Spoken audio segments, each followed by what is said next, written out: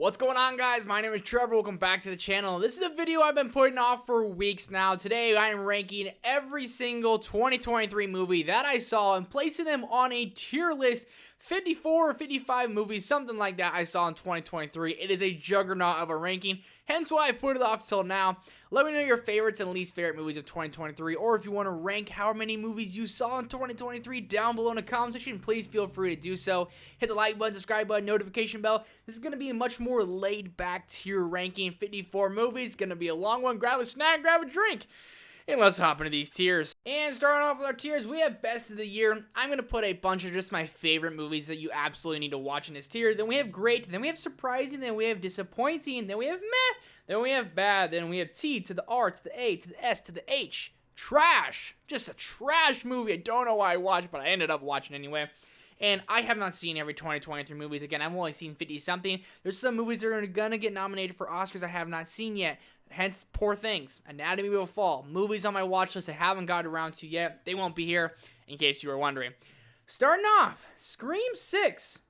I'm going to put in, I don't want to go surprising, I don't want to go disappointing, I don't want to go meh, I don't want to go great either, so I guess I will have to go with just surprising. I actually was decently surprised how much I enjoyed this movie, because I wasn't the biggest fan of Scream 5, and this one, while there was things that I was just rolling my eyes about left and right, kind of saw a couple of things coming, especially with who the killer was going to be, but I walked out and said, you know what, that was better than I thought it was going to be. I love the Scream franchise. I'm hoping we get a Scream 7, because there's a lot of drama going on with that right now, but nonetheless, hope we get that Scream 7. Then we have 65. And 65 was a movie I was so excited for. I was like through the roof. I was telling everyone, Adam Driver, a space ranger, killing dinosaurs. It's gonna be awesome. It's not bad. It's T to the R to the A to the S to the H. It's trash. Big T-Rex chasing him. Bang, bang. T-Rex is dead. I just don't understand the thought process with this. You have such a just awesome concept for a movie. Dinosaurs, a space ranger fighting dinosaurs. That is awesome. That is epic. And it's T to the R to the A to the S to the H. It just, man, completely wasted of a movie. Super Mario Brothers, which I'm going to put in the great tier. I enjoyed this one way, way more than I thought I was actually going to. The animation style is absolutely brilliant. I love the Mario games. I'm a diehard Mario fan, so I think all of those things, just how much I love Mario and the world of Mario, is why I love this movie. Peaches, Peaches, Peaches, Peaches. Didn't get nominated for really anything for Peaches songs. It's not going to get nominated for Oscar. Really can't believe it, but nonetheless, they set this up for just a world to do. You can do a Donkey Kong movie, a Mario Brothers 2, which 100% we're going to get. Luigi's Mansion, I mean, you name it, they can do it, and they should. Super Smash Bros. Ball movie is what I want to see. Animated style. Woo, you got Samus out there? Come on, that'd be so fire. Air, Best of the Year. First one in the Best of the Year tier. Air is, it's one of my comfort movies. It's one of those dad movies everyone calls them. This is the go-to movie I have for airplanes. Anytime I'm on an airplane ride in the last year, I've watched Air. The time just flies by. Great direction, great cast. I love these characters, and I love this story. A story about a shoe. Never thought it could be as interesting as it actually was. Evil Dead Rise. Now, I want to preface this by saying I have not seen another Evil Dead movie. I've heard they're just really dark and gross and not for everyone, and my horror fandom is just really dwindling. It's dwindling down to a corner inside me. So I'm gonna go bad. I'm not gonna go trash. Yeah, I'm going trash. Just the movie that was not for me. I literally was disgusted. I had to close my eyes to how grossed out I was. And if these are all the Evil Dead movies are, sorry, just trash. A lot of people love this one. I know if you loved it, I'm sorry. White Men Can't Jump. Surprising. Was not expecting to enjoy this one as much as I was. Jack Harlow, he can act. A movie that is fun, and I have not seen the original White Man Can't Jump, so if I ever want to watch this one again, I will watch the remake over the original. Fast X. Do I go trash? Do I go bad? I'm actually gonna go disappointing because of just how disappointed I was with this one. Had some magic in there. Had some moments in there that made me laugh. Jason Momoa, 1000% the best part about this movie. Then you get to the ending, and I mean the ending, where the movie just ends. I was like, no, get out of here. I was watching it with my buddy Chris from Film Stocks. We're literally like, there's no way this is no, it ends right then. And then, of course, the post-credit scene, spoilers, The Rock, he shows up. Of course, he has to come back. And now they're talking about only a $200 million budget, not over $300 million, only $200 million. These movies just, they lost the sauce since basically Fate of the Furious, which is the last one I actually enjoyed. The Little Mermaid.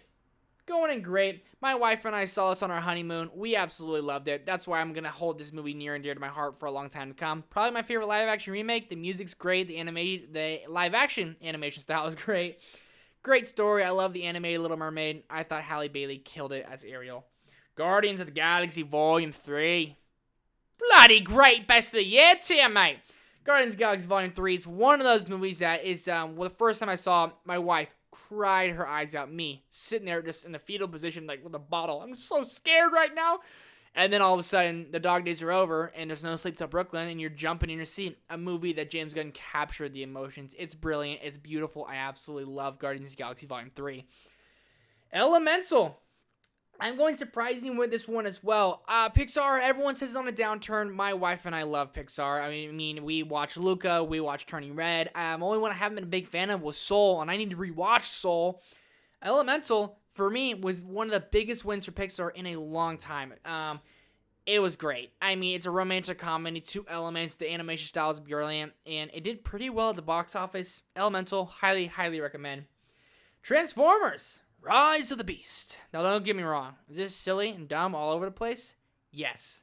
Nonetheless, it surprised me how much I enjoyed it because I did not like Age of Extinction or The Last Night, and I'm a diehard Transformers fan. Like, Transformers movies, big dinosaurs and robots to go raw and they smash things. That is for me.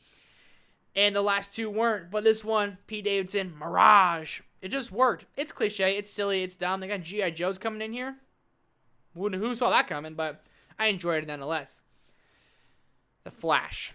Now, The Flash is one of those movies I was so excited for. The hype was all the way through the roof, and everyone said it's the best DC movie, best comic book movie of all time. And then everyone went, after everyone started hating on it, everyone went, whoa. Yo, I'm sorry. It's actually not that, it's not that good. It's like, really, you said it was. My hype level was fire. I enjoyed it. Probably, like, not even half. I guess maybe half. Half of this movie I enjoyed. And then all of a sudden, we got to the point where the third act came around, and it was awful. A dumpster fire, CGI mess, Keaton's Batman seemed like he was wasted. Overall, just went all over the place and really took me out of it, really lost me. And for that, I'm going in the bad tier. I'll go bad, because the more I think about it, I at least enjoyed it somewhat. I did not enjoy those 2 trash movies at all, but I enjoyed some things from The Flash, but I think it's just how hyped it was that made me really, really angry. Across the Spider-Verse. Just one of the best of the year. One of the best damn movies of the year. One of the best comic book movies of the decade, if not the best. I talked about this movie a lot. It's a Miles story. It's a Gwen story. It's brilliant from start to finish. I absolutely love this one. Barbie. My wife really loved this one. And my wife's best friend also really loved this one. So for that, I will go in the great tier. I had fun with it. We all laughed. We all had a great time.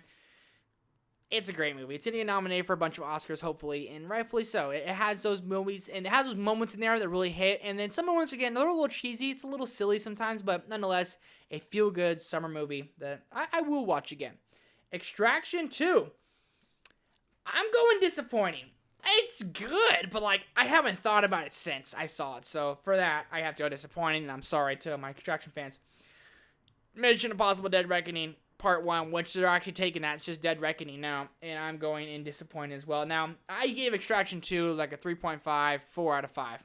It's in a disappointing too. It's pretty high praised here. I gave Mission Impossible Dead Reckoning a 4 out of 5 as well. I think with Mission Impossible, if it's not the best movie of the franchise, somehow, someway, you're going to be left disappointed, man. I don't make the rules. I just talk about them. I just talk about these movies. And MIP... this one was not as good as Fallout or Rogue Nation or Ghost Protocol for that matter. And for that, I said, that's a little bit disappointing. Oppenheimer. As Robert Downey Jr. calls them, his Oppen homies. This movie's going to kill it at the Oscars, hopefully. Best of the year tier. One of the best movies of the decade. It's unbelievable. I absolutely loved it. Everything Christopher Nolan did with it. It's one of Christopher Nolan's best movies. The cast, the ensemble, the way they make it historical, political movie. A goddamn masterpiece. To quote RDJ, it's great. Talk to Me. I want to go surprising, and I'm going to go surprising, but this could go in the best of the year tier as well. But Talk to Me, if it wants to go above Scream, there we go. Talk to Me is one of those movies I went in pretty much with zero. That I knew that a couple YouTubers, the Rocker Brothers, made it, and everyone said, yo, it's pretty disturbing, like, check it out. and I checked it out, and this is the kind of horror, like, I like paranormal horror like this, and my goodness, it's attached to your heartstrings, and it is brilliant, and it's so graphic, and it's so dark, and it's one of those movies when it ended, and how it ended, I have chills thinking about it, and I get chills thinking about it all the time. It's one of my favorite horror movies of the decade. It's so great. Mutant Mayhem, Teenage Mutant Ninja Turtles Mutant Mayhem, going to surprising tier as well. Just a fun, all-around, really fun, awesome movie. Blue Beetle. I'm sorry, this is going in trash. I like Joel Maridueña quite a bit, but it is a straight copy-paste. At least The Flash tried to do something different with it. Had some moments in there that I enjoyed. Blue Beetle, I was literally just rolling my eyes throughout, and I could not wait for this movie to be over. It's like it was like a Mad Libs for movies. So here's a piece of paper, fill in the blanks. That's what they did, and it was not very good. Gran Turismo. Great tier. This was like just outside of my top 10. I've seen it twice. It's so good. It's so fun. It's so fast-paced. It's action-packed. David Harbour's great. This is a true story. Cannot believe it. I played Gran Turismo as a kid. Did I ever think I could get in one of those cars and drive them? Not once. Ever. Never, ever. Heart of Stone. Trash. I didn't realize how many trash movies we had until we made this. Heart of Stone is a straight knock, almost beat-for-beat ripoff of Mission Impossible. Just not a fan of this one at all. Saw X. I'm going to go in meh because I love the first Saw, and I hold the Saw franchise near and dear to my heart, as you could say. But Saw X was not for me, like, at all. Like, this is one of my least favorite movies of the year. And you made Tobin Bell, like, a likable guy. It's like, this is the most despicable person ever, and now we're rooting for him? It was weird. I didn't love it. I didn't really like it. It's kind of bad. Should probably go in the bad tier, but we're moving on to Five Nights at Freddy's. Surprising tier. Did anyone expect this movie to be as decent as it was? Not me. A lot of people hated it. I understand. I didn't play the games. My wife and I watched this. We both really enjoyed it. So, for that, it's in a surprising tier. No Hard Feelings, which I thought was a fun romantic comedy. Not the best by any means, but it was fun. I laughed for time. So, I'll go surprising tier as well. Couple scenes in there, a couple absurdities. Jennifer Lawrence is buck-ass naked and fighting kids on a beach at one point. That took me out of this movie, and a couple of things like that are very, very absurd, but nonetheless, it has those sweet moments. Like, it's kind of weird to say what Jennifer Lawrence does in this movie, and then to relate it to it's sweet, because it's a sweet movie at times, and it's funny, so there you go. Surprising. Killers of the Flower Moon. Let's go ahead and put this where it belongs. Best of the year. This is the best movie of the year that I will never watch again. Greatly made, greatly acted, greatly directed, a despicable story, made me feel all kinds of things. I was 2.5 hours through this movie. Jesse Plemons just shows up on screen. I was like, oh dear heavens, we are not even close to being done with it. And we weren't. We had a whole another hour left. Did it need to be this long? Absolutely not. Is it still a great movie, one of the best of last year? Yes, 1000% it is. Totally Killer. Meh. I was not a fan of this one like I thought I was going to be. Beat for beat, it's a movie we've seen before. It's a time travel slasher movie that I wanted a little bit more of, and we didn't really get it. So it's really disappointing. Hunger Games Ballad of Songbirds and Snakes was put it up there, the best of the year. Did not expect to love this one as much as I did. My wife and I are huge fans of the Hunger Games movies, so going into this one, we were both a little bit nervous, a little bit interested to see where we're going to go. And I had some problems with how long it was and the pacing towards the end. But then I saw this interview with the director, how he didn't want to make Mockingjay into 2 parts. And so he had to. Obviously, the movie made more money. But with this one, he got to make his movie just one long movie. And he killed it. And for that, I respected that decision, and it made me enjoy the movie that much more. The Marvels. It's just, I'll go meh, because Kamala Khan's great in this movie. But everything else in that is, it's just a movie you've seen before, and it just felt like, hey, here's what the Marvels have been up to. Should have been catching up with the Marvels. It's like, not great. Operation Fortune, Ruse de Guerrero, one of the most underseen movies of the year from Guy Ritchie. Going and surprising. This is like a Mission Impossible type movie, but my wife and I went to go see it. We were the only ones in the theater, and we had so much fun. We're laughing. It's fast-paced. I love Jason Statham. I love Guy Ritchie. And no one saw it. And it was supposed to come out in like 2022, and then 2023, it just got dropped out of nowhere. You got to watch it if you haven't. It's solid enough. Thanksgiving. That surprising tier is really, really full. But Thanksgiving's one of those slashers that I just watched on a whim, and I'm so glad I did. Now, I did predict who the killer was pretty much from the beginning. The acting and the little cliques they have in this movie, they're not great. There's characters in there you really, really hate. But nonetheless, a slasher movie from Eli Roth. And Eli Roth is the king of gore, because this movie is gory. So I loved it. Like, if you haven't seen Thanksgiving, these are the type of horror movies I like. These slasher ones, and this one's dark, it's gruesome, it's gory, and gave me just kind of what I was looking for. Just turn my brain off and have some fun, and watch people get their brains literally chopped in half. It was gross. The Killer, from David Fincher. Now, this is a solid, good movie about perfection, so I'm gonna put it in the great tier. But there were some things about this movie that were holding me back from like wanting it to be the best of the year. So that's why I thought I was a little disappointed, because I wanted this to be in the best of the year. Nonetheless, this is a great movie. David Fincher's back, because I hated Mank. I hate it. It's one of my least favorite movies ever. I hated Mank. And with this one, it's so just subtle in the beginning. It's long, like really long opening, 15, 20 minutes, and you kind of get set to the plot of the movie, and then all of a sudden, you are in for a wild ride. One of the best hand-to-hand combat fight scenes I've ever seen. Michael Fassbender, he crushes it. Dumb Money, a movie I was through the roof excited for. I was more excited for this movie than most people. Disappointing tier. Now, the story itself is interesting. I feel like they try to tell too many people's story inside this movie, so for that, I'm going the disappointing tier. Godzilla -1. We're about to come into a hot stretch looking at these movies down here. It's going up there at the best of the year, because Godzilla -1 is one of the greatest movies I've ever seen in the decade, probably in my life. The way it's filmed, the way it's made, it's one of my favorite monster-esque movies. It's a movie about characters trying to turn their life around after World War II, where Godzilla happens to be the villain. If you get over the 2-inch barrier of subtitles, I promise you, it's one of the best movies you can ever watch. It should get nominated for everything. Best direction, best score. I mean, it's brilliant. Brilliant. Past Lives, speaking of brilliance. Past Lives, it's just a movie about wrong place, wrong time, a wrong person, wrong time in their lives. It's a great movie. It's half in a foreign language, half in English, and it's brilliantly sad and so slow paced, but it's just beautiful, and I just want the best for this movie at the Oscars. Anyone But You. I am also going in the great tier. The more I think about this movie, the more I like it, the more I enjoy it. Now, the best friend in this movie, not to single anyone out, is awful. They always have one. All romantic comedies are all pretty much the same. They're all pretty much cut and paste. Can't even speak. They're all pretty much cut and paste. And they all have a best friend. And a lot of times, the best friend works. Along Came Polly. You have Philip Seymour Hoffman playing Sandy Lyle. With Crazy Rich Asians, you have Awkwafina. So, you have some really great side characters in it that are the friends that are meant to be funny. The funny guy in this movie is not funny. Sorry to dwell on it so long. He's bad. But who's great? Sydney Sweeney. Who's also great? Glenn Powell. I love these two. I want to see more of them together. First rom-com rated R in 8 years to gross over $100 million. Did not have great legs in the beginning, but TikTok, the power of TikTok, people, it's great. I love it. Blackberry. One of the best movies of the year. If you haven't seen Blackberry, it's filmed so differently, and it's just so funny. It's literally a movie I was laughing my ass off throughout. Glenn Howerton, he's from, I guess, All of a Sudden in Philadelphia, but this movie, he's just so angry. He's so angry as Mike Balsillie, and my God, it's one of those movies that you watch the rise and fall of a corruption, or corporate corruption, I guess. It's all the same freaking thing. But Blackberry, nonetheless, a great movie you gotta watch. The Holdovers.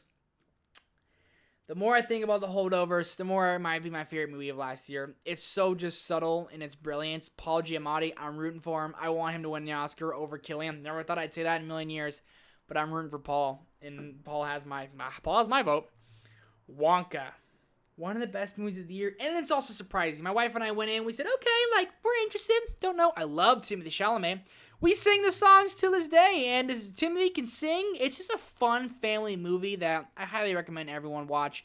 A movie I'll probably watch every year around the holiday time. I love Wonka. Creed 3.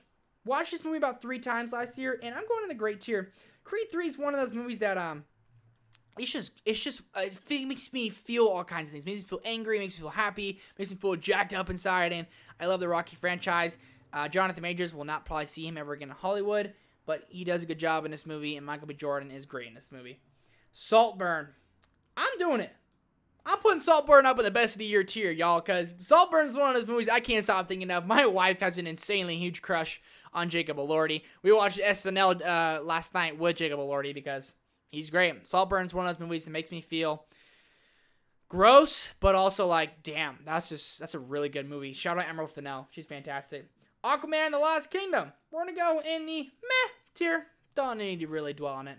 The Iron Claw, also going in the best of the year tier. 2023 is a great year for movies, and the Iron Claw is up there in the top 4, top 5 of the year because of how brilliantly sad it is, how great these performances are, and how the brotherhood throughout this movie works so well. Zac Efron, I'm going to put him in my Oscar nominations just like I want him to. He's not going to get it, but I really hope he does. May, December. I'm going to be real for a second. May, December is fucking trash. I don't understand anyone who likes this movie. How you like this movie? It was one of the most dumb, boring movies ever. By the end of it, I was like, what did I just watch? Why does everyone love it? I don't know. And it made me mad. It made me. It's one of those movies you watch and you're like, that's it? That's the whole movie? Grrr. That's all I gotta say. Paint. But not surprising to you. You gotta love Owen Wilson, because wow. And he's also playing basically Bob Ross, but he's playing a guy named Carl Nargle. Thanks for coming on a venture with me. And he paints the same thing over and over, and it's about finding yourself as a person and as an artist, and it was a surprising movie. Aquaman, Ant-Man and the Wasp: Quantumania. Let's go meh as well. Don't need to dwell on that much. Dungeons and Dragons: Honor Among Thieves. Surprising tier. One of those movies I can't stop thinking about. It's so fun. I want more and more people to watch it because it's so freaking great. John Wick Chapter 4. I'll go with the great tier. Him running around with the dragon's breath and like that whole like bird's eye view of him running through the house. Forget about it. Unbelievable. Then we have You People. Jonah Hill and Eddie Murphy going in trash. It was one of those movies that I watched January last year. Was really excited for it, and I was like, God, awful. Just not funny at all. Xmas. I'll go in surprising for Xmas because my wife and I love these like romantic comedy holiday movies, and it was surprising. It was silly and dumb at times, but I was like, you know what? It wasn't as bad as I was expecting it to be. Sisu. It's basically John Wick killing Nazis. He's got a dog, and the dog just keeps showing up throughout it, and his Nazi steals gold, and he goes and kills them all. It is gory. It is brutal. The dude barely speaks. I don't think he says a line till the end of the movie. Nonetheless, it's really good. And finally, not a movie, but an event. My favorite moment at a theater last year, Taylor Swift, the Eras Tour. Best of the year tier, because I didn't get to see the concert. My wife and I were going to go, and the tickets were just too outrageous. We couldn't just process it in our minds. We said, nah, we're not going to do it. And I'm so glad this came to theaters because, man, what an experience. My wife, my mom, and I all went, loved it, had a great time, laughed, sang, almost cried. It's perfect in every single way. And we did that way quicker than I thought we were going to. And that is it for 2023 movies ranked. All 50-something of them placed on their proper tiers. Thank you guys so much for watching and for being here. Hit the like button, subscribe button, notification bell. And that's it. We're not talking about 2023 movies anymore until we do Oscar nominations, which is coming out tomorrow. I'll see you guys there.